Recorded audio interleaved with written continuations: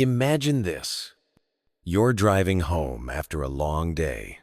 The radio is on, traffic lights flicker red, and suddenly, without warning, you find yourself replaying an argument from years ago, a fight you thought you had forgotten. The words echo in your mind, as if it all happened yesterday, and just as quickly, your brain shifts. What's for dinner tonight? Did I lock the door? What if tomorrow doesn't go as planned? Have you ever noticed how thoughts sneak in, uninvited like strangers walking through the door of your house? You didn't ask them to come, you didn't give permission. Yet they arrive, one after another, filling the quiet space of your mind. Here's the question that stops many people in their tracks. If you are not the one creating these thoughts, then who is? This isn't just a casual puzzle, it's a mystery as old as humanity itself. We often assume that we are in control of our minds, that we are the authors of every thought. But if that's true, why do so many of our thoughts appear at the most random times? Why do they arrive when we're washing dishes, staring out the window, or lying awake at 2 a.m., begging for sleep? Buddhism offers a radical perspective.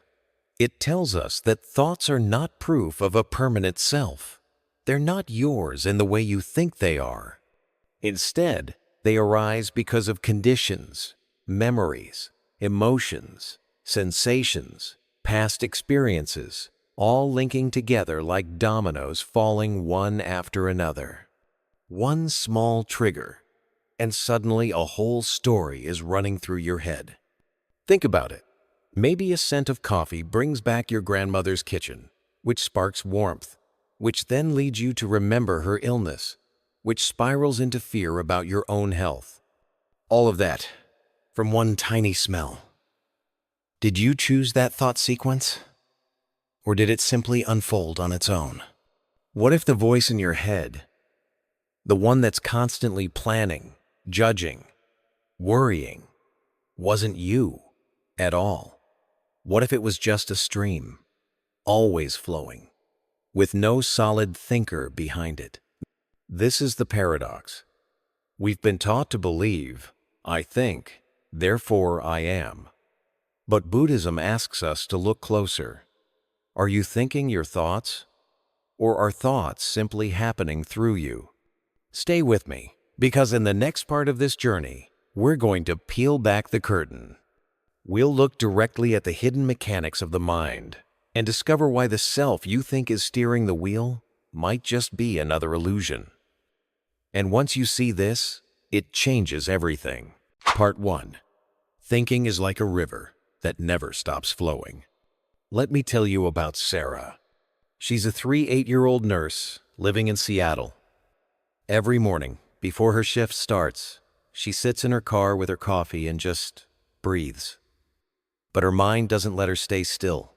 One thought drifts in, I have so many patients today. That thought quickly becomes, what if I can't handle it? And before she knows it, she's back in high school, remembering the time she froze during a presentation. That memory then shifts into a fear of failing again. Have you ever experienced that? One tiny spark, just one, can set off a whole chain reaction in your head. It's like dominoes falling, one after another, and you don't even realize who set them up in the first place. Here's the mini hook. What if your thoughts are not a solid wall, but a river? Think about it. A river never looks the same twice. You can dip your hand in, pull it out, and the water has already moved on. Thoughts are like that. Flowing, shifting, carrying pieces of the past, fragments of worry, flashes of hope, all tangled together. They appear, they change, they vanish. Sarah once told me, I feel like my brain never shuts off. But when we look closely, that's the very nature of the mind. It's not broken, it's just flowing. Like a river, it doesn't need to stop to prove it exists. It simply moves. And here's the deeper truth Buddhism points to. This flow is not random, it's cause and effect. One thought feeds into the next. Stress at work triggers memory. Memory triggers fear. Fear triggers self-doubt. The mind weaves stories without asking for your permission. Now, let's pause here. I want you to imagine standing at the edge of an actual river. The water rushes by. You can't grab it, you can't hold it, but you can watch. That's what mindfulness really is, not controlling the river, but learning to stand on the bank and watch the current without getting swept away. I'll be honest, when I first practiced this, it felt impossible. My mind wanted to jump into the river every single time. But the more I stayed as the watcher, the more I realized, I am not the current. I am the space where the current passes through. Let me ask you this. When was the last time you felt carried away by your own mind, from one random thought into a spiral of worry? Drop the letter R in the comments. If that's you, R for river. Because chances are, we've all been there. So the next time your thoughts start to rush like a storm, remember Sarah, sitting in her car, realizing her mind is not broken. It's just a river. And the moment you recognize that, you stop drowning. You start watching. But here's where it gets even more surprising. If thoughts are just a river, then who or what is watching the river? And that question takes us even deeper. 2. The greatest mistake. Identifying yourself with your thoughts. Let me introduce you to Mark. He's 45, works in finance, and lives in Chicago. From the outside, Mark looks like he has it all together. Steady job, family, a good home. But on the inside, his mind is a battlefield. Every mistake at work, no matter how small, instantly turns into a thought. I'm not good enough. Every argument with his teenage son echoes as, I'm a bad father. And the cruelest part is Mark believes those thoughts. He doesn't just hear them, he wears them, like heavy clothes he can't take off. Here's the mini hook.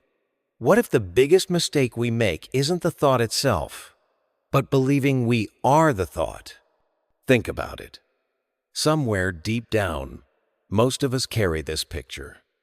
A little self sitting behind the wheel in our head, steering every single thought. We assume, I am the thinker, I am in control. And that sounds comforting until it's not. Because when a painful thought arises, I'm unworthy, I'm broken, I'm failing, we don't see it as passing weather. We see it as me. And that illusion is what Buddhism calls one of the greatest traps, mistaking the constant chatter of the mind for a permanent identity. I remember when I first learned this, it hit me hard, because I realized I had spent years letting thoughts define me. If my mind said, you're behind in life, I carried it like a stone in my chest. But here's the shocking part. The very sentence, I am thinking this, is itself just another thought, nothing more. Imagine standing in front of a mirror. You see your reflection move as you wave your hand. Now imagine thinking that the reflection is actually controlling you. Sounds absurd, right?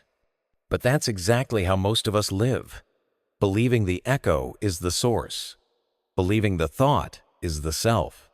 Mark once confessed to me, when my mind says I'm failing, it feels so real that I can't argue with it. And that's the suffering. It's not the thought that hurts the most. It's the glue we add when we say, this is who I am. But here's the liberating secret. When you begin to notice that thoughts rise and fall on their own, like clouds in a sky, something shifts. You start to see that you're not the cloud, you're the sky. I want to ask you, have you ever mistaken your thoughts for your identity? Like when your mind whispers, you're not enough, and you nod in silence, as if it's true? If yes, drop the number 1 in the comments, because recognizing this is the very first step to freedom. And here's the cliffhanger. If you are not your thoughts, then who are you? What remains when the voice in your head quiets down? That's where this journey takes us next. 3. Practice observing instead of resisting. Have you ever tried to stop your thoughts? Like really force them to go away? It feels almost impossible, doesn't it? That's exactly what Emily, a 8-year-old nurse from Seattle, once told me. After long shifts at the hospital, she would come home exhausted, but her mind refused to rest. Thoughts raced. Did I do enough? What if I miss something? Am I failing my patients, my kids, myself? So she tried the only strategy she knew, pushing the thoughts away. She'd distract herself with television, scroll endlessly on her phone, even clench her fists and whisper, "Stop thinking." But here's the painful truth. The harder Emily tried to silence her mind, the louder it became. And this is the mini hook. Trying to fight your thoughts is like trying to stop a river with your bare hands. The more you resist, the stronger the current pulls you under. I've been there too. Maybe you have. That desperate moment when the mind feels like an enemy you must defeat. But here's what wisdom traditions remind us. Peace never comes from battling the river. It comes from learning to watch it flow. Imagine for a moment, you're lying on a grassy hill, watching clouds drift across a summer sky. You don't run after them. You don't scream at them to leave. You just notice, here comes one, there it goes. That's what mindfulness, what Buddhism calls sati, is really about. Not controlling the mind, not suppressing thoughts, but observing them, gently, with space. Emily's turning point came one night when, instead of wrestling her thoughts, she simply sat in silence. She noticed, here is fear, here is doubt, here is memory, no judgment, no resistance. And something shifted. The storm in her head didn't vanish, but suddenly, she wasn't drowning in it. She was watching it.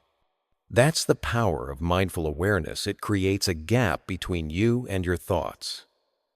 In that gap, freedom is born. You begin to realize, I am not these thoughts. I am the one who sees them. And I'll be honest, when I first practiced this, I resisted. My ego wanted to control, to fix, to win. But slowly, I discovered something far more healing than control: presence. A presence that holds every thought like the sky holds every cloud without needing to push any away. So let me ask you, if your mind is a sky and your thoughts are clouds, what kind of sky do you want to be? Stormy and tangled, or wide, calm, and spacious? Drop the letter S in the comments if you want to practice being the sky, not the storm. Because here's where it gets even more beautiful. When we stop fighting our thoughts, we uncover something deeper, an awareness that was always here, quiet and steady, waiting underneath the noise. And that's exactly what we'll explore next. If you're not your thoughts, and you're not the storm, then what is this awareness that remains? 4. The 5 aggregates and the emptiness of the self. Here's a question that might shake you a little.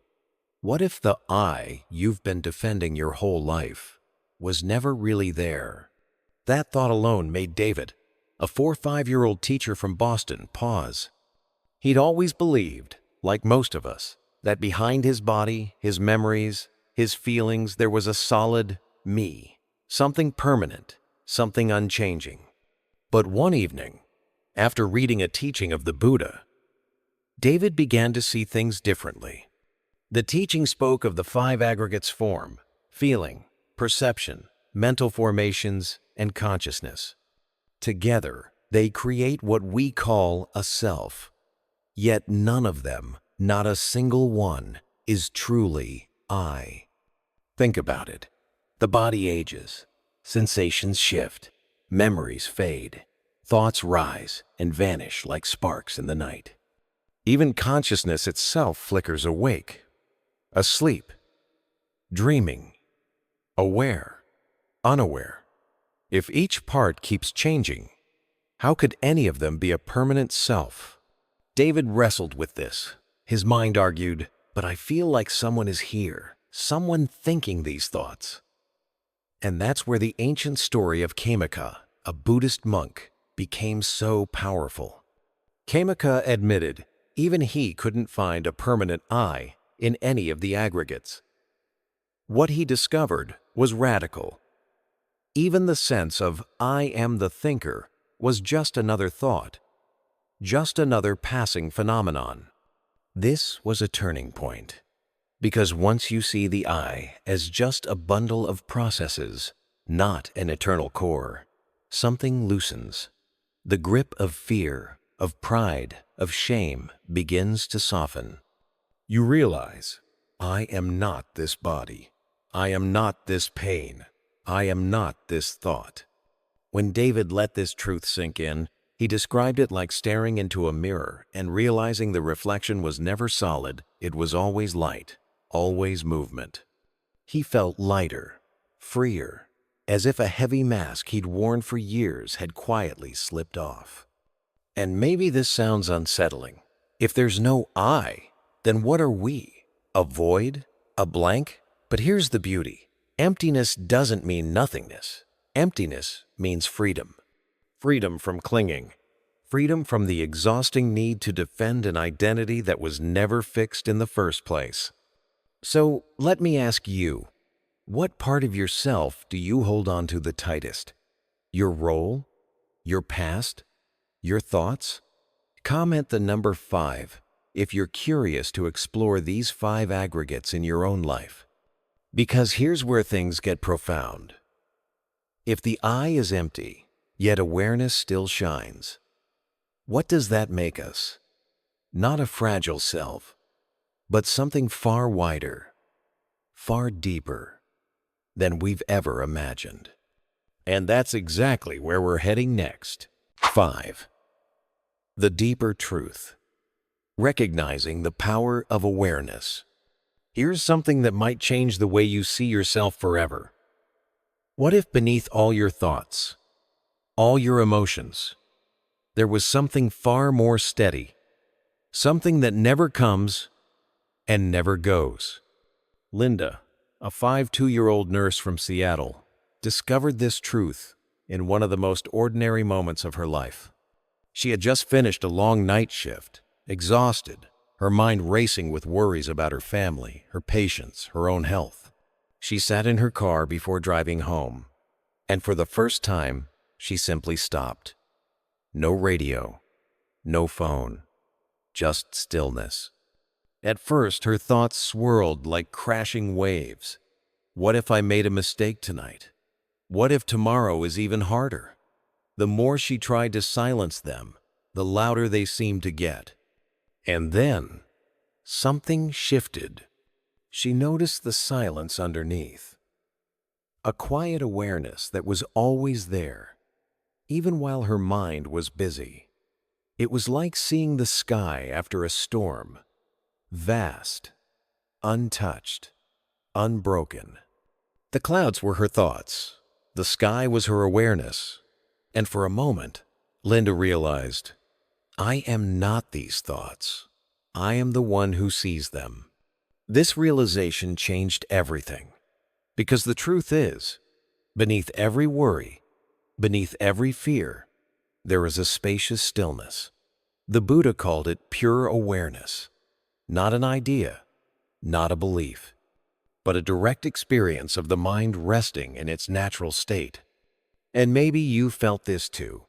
Have you ever sat by the ocean and realized that no matter how wild the waves become, the deep water below remains calm? That's what awareness feels like.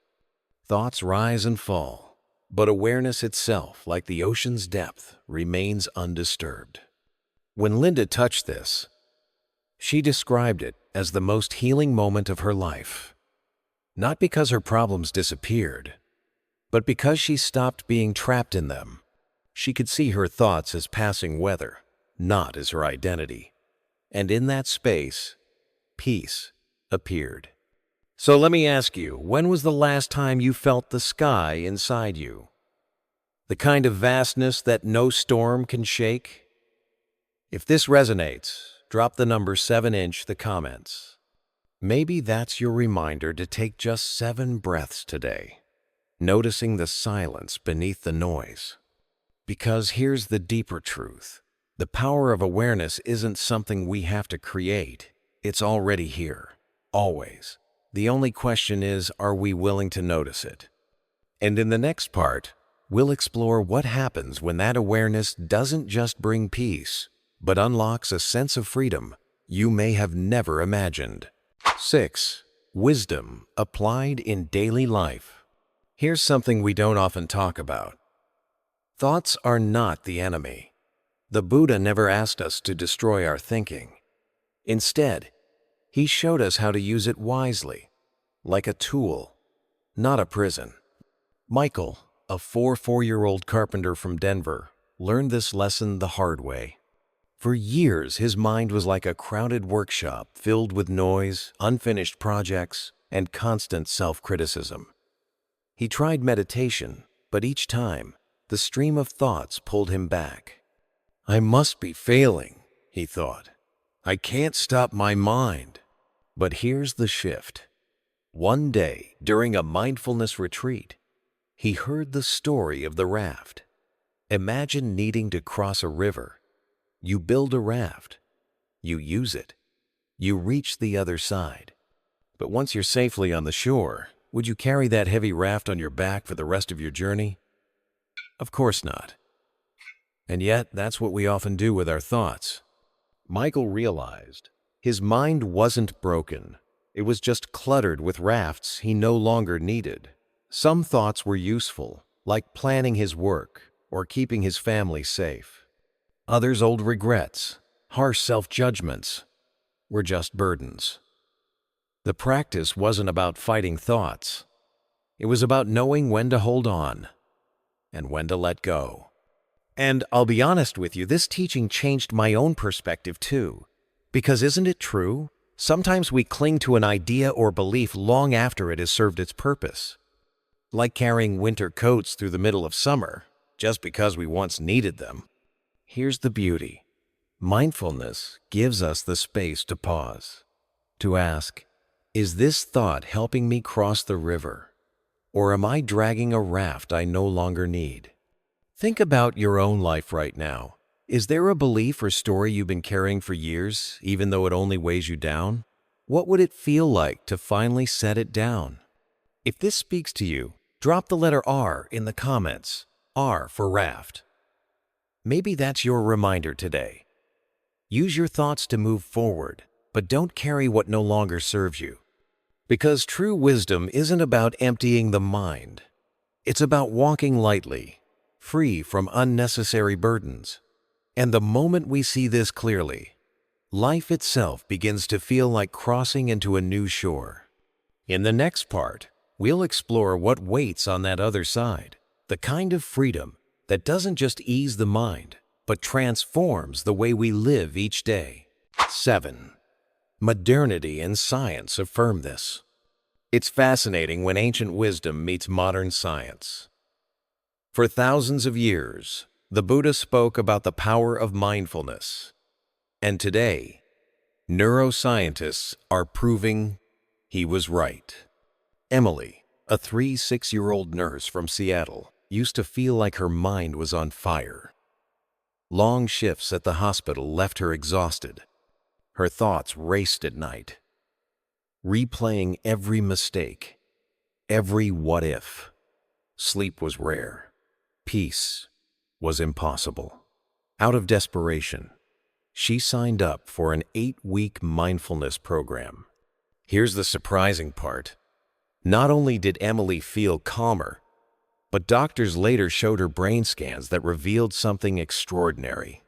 After weeks of practice, certain regions of her brain, those linked to stress and fear, had quieted down. Meanwhile, the areas connected to focus and compassion grew stronger. Think about that for a moment. The simple act of sitting, breathing, noticing, literally reshaped her brain. Modern science calls this neuroplasticity. But really, isn't it what the Buddha hinted at 2,500 years ago? That the mind, when trained, can transform suffering into freedom? And honestly, this is where it becomes personal for me, because I find it comforting to know what we practice isn't just philosophy, it's biology. Each mindful breath is like laying down a new pathway inside the brain, a path that leads away from anxiety and toward clarity. But let's pause here. If science can now prove the mind can change, doesn't that raise a bigger question? What kind of patterns are we reinforcing in our own lives every day?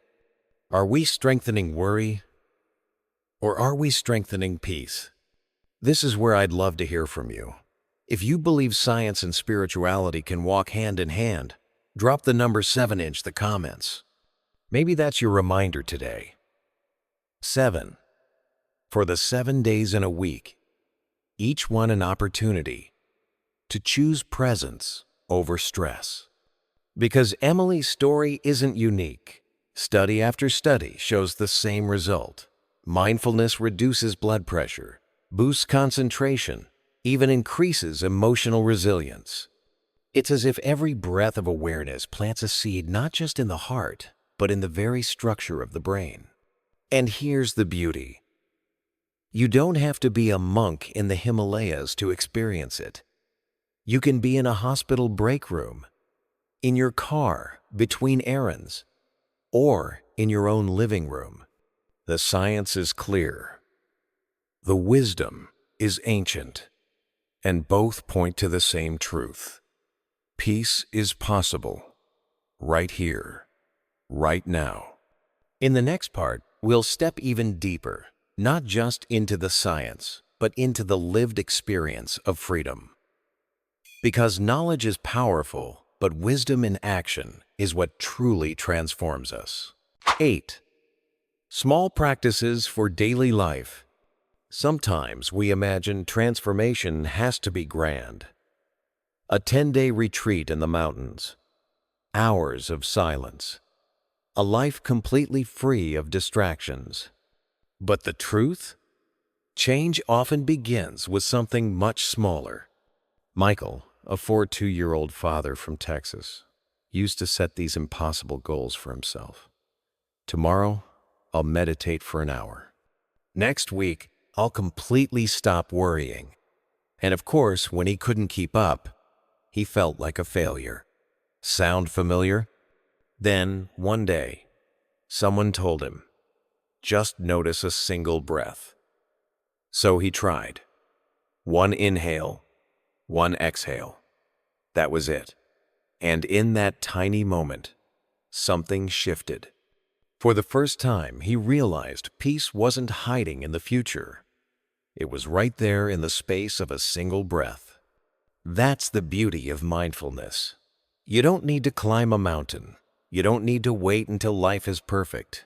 You just need to pause, to notice the warmth of your coffee mug, the sound of a bird outside your window, the rise and fall of your chest.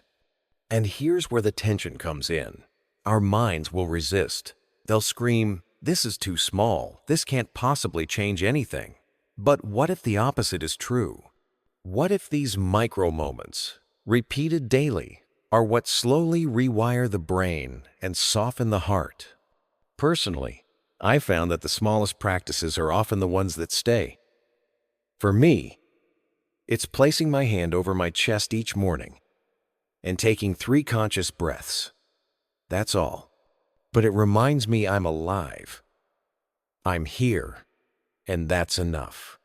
So let me ask you, what's your version of a single breath? Could it be pausing before you answer an email? Could it be noticing your feet touching the ground before you step into a meeting? If this idea resonates, Type the letter B in the comments, B for breath. Maybe that's our shared reminder today, that no matter how busy life gets, we can always return to a breath. Because when these small acts accumulate, they stop being practices and start becoming habits. And those habits, gentle, steady, invisible to the outside world, are the ones that quietly reshape how we live, love, and show up for others. So, don't wait for the perfect retreat or the perfect moment. Begin here. Begin now. Begin with just one breath. And as we step forward, we'll explore how these small practices don't just change our inner world, but ripple outward, touching everyone around us. Because the breath you take today may just be the gift someone else receives tomorrow. Conclusion. There's a question that has echoed through centuries. If you are not your thoughts, then who is thinking them? At first, it feels like a riddle with no answer. Our minds immediately want to solve it, to label it, to pin it down. But here's the secret. This isn't a question you solve with logic. It's something you taste, like the sweetness of honey. You don't analyze it, you experience it. Think about the journey we've walked through in this video. We saw how mindfulness reshapes the brain, how science today confirms what the Buddha discovered 2,500 years ago. We watched how tiny, gentle practices, just a breath, just a pause, can slowly transform the way we live.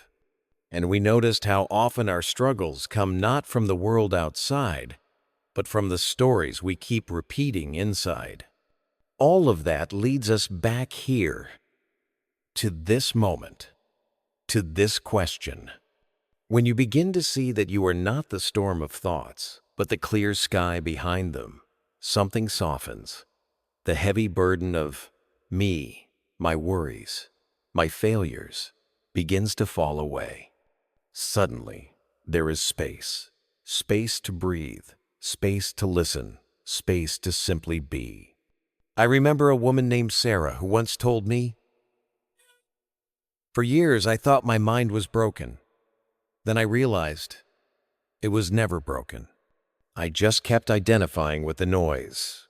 And when she stopped clinging to every thought as hers, she felt lighter, freer, almost as if a window had opened inside her. That's what this practice offers. Not escape from life, but freedom within life. Freedom to meet each moment without the chains of constant judgment. Freedom to respond with clarity instead of reaction. So I want to gently ask you, have you ever seen someone you love stuck in their thoughts, unable to find peace? Maybe it's a friend. Maybe it's a parent. Maybe it's even you. What if this simple reminder that we are the awareness, not the thought, was the key that could ease their burden? If someone comes to mind right now, maybe this is the moment to share this video with them. A quiet offering, a small act of kindness. And if this conversation stirred something in you, I'd love to hear. Drop a single word in the comments. Maybe light or freedom. Whatever word captures how you feel right now. Because sometimes, just naming our experience is the first step toward living it more deeply.